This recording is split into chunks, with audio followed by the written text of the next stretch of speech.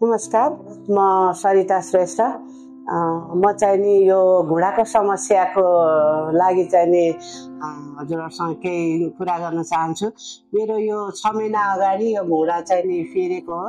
यो घुँडा फेर्नलाई डाक्टर ऋषिले चाहिँ नि एकदमै धेरै सपोर्ट गर्नुभएको छ मलाई। मैले 2टा हस्पिटलमा चाहिँ नि मलाई यो सक्दैनौँ, तपाईँको यो घुँडा फेर्नलाई एकदम गाह्रो छ भन्ने खालको जवाफ पाएपछि म एकदम निराश भएको थिएँ। त्यसपछि मलाई एकजना भाइले सल्लाह दिनुभयो र डाक्टर ऋषिसँग भेट भयो मेरो।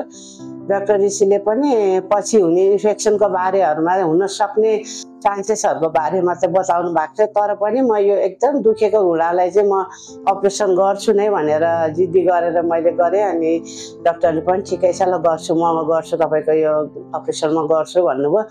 अनि त्यसपछि अपरेसन गरेपछि 1 हप्ता हस्पिटलमा बसेँ। त्यसपछि डिस्चार्ज भएर गएपछि फलोअपहरूमा आइरहेको छु। आज नि मेरो हिजो 6 महिना पुग्यो। आज फलोअपको लागि डाक्टरलाई भेट्न आउँदा सबै ठिक छ भन्नुभयो। मलाई अहिले दुखाइ छैन।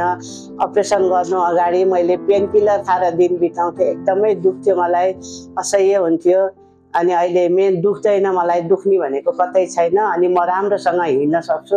त्यही भएर डाक्टर ऋषिलाई चाहिँ म धेरै धेरै धन्यवाद दिन चाहन्छु।